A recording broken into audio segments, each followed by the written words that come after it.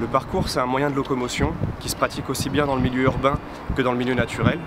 qui a été inventé par David Bell à Lys, en banlieue parisienne, au début des années 90, qui fait usage du corps humain et de tous les obstacles qui l'entourent, et qui consiste à se déplacer d'un point A à un point B de la manière la plus rapide et la plus efficace possible. Donc concrètement, on se sert de toutes les structures existantes,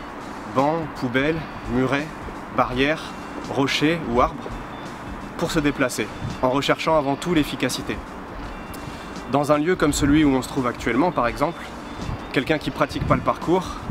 devrait emprunter toutes les allées et contourner tous les murets pour se rendre d'en bas à en haut ou le contraire. Alors qu'un pratiquant, lui, peut se servir des obstacles qui se trouvent sur son passage pour aller plus vite.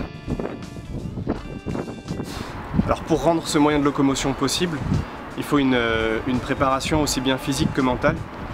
avec une méthode d'entraînement spécifique dans le cadre de laquelle on travaille un certain nombre de techniques basiques qui vont pouvoir être produites dans tout type de situation et de lieu et qui vont nous servir à nous déplacer efficacement. Parmi ces techniques basiques, on trouvera notamment la planche, le saut de chat plongé, le saut de bras, qui généralement est suivi d'une planche, le passe-muraille, lui aussi généralement suivi d'une planche, le saut de précision, le saut de détente, le saut de côté, le lazy vault, le saut de fond, parfois suivi d'une roulade pour amortir le choc, le tic-tac qui consiste à prendre appui sur un obstacle pour passer un autre, ou pour atterrir sur un autre, ou pour s'accrocher à un autre, le passage glissé, le saut de chat inversé, le retour, la roulade, et toutes ces techniques se combinent également entre elles.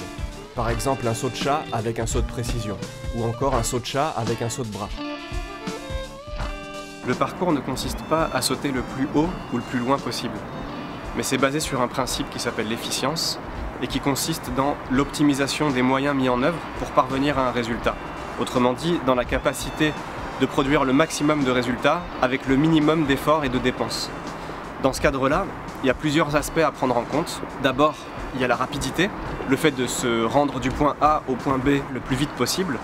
Ensuite, il y a la sécurité, le fait de veiller à son intégrité physique le long du trajet, de ne pas prendre de risques inutiles. Il y a la capacité de s'adapter, donc d'être capable de faire face à tout type de situation, d'obstacles et d'environnement. L'économie d'énergie, donc le fait d'éviter de faire des mouvements inutiles ou inutilement gourmands en ressources énergétiques. Et puis en dernier lieu, il y a la fluidité, le fait d'enchaîner les mouvements entre eux de manière à ce que les transitions soient les plus rapides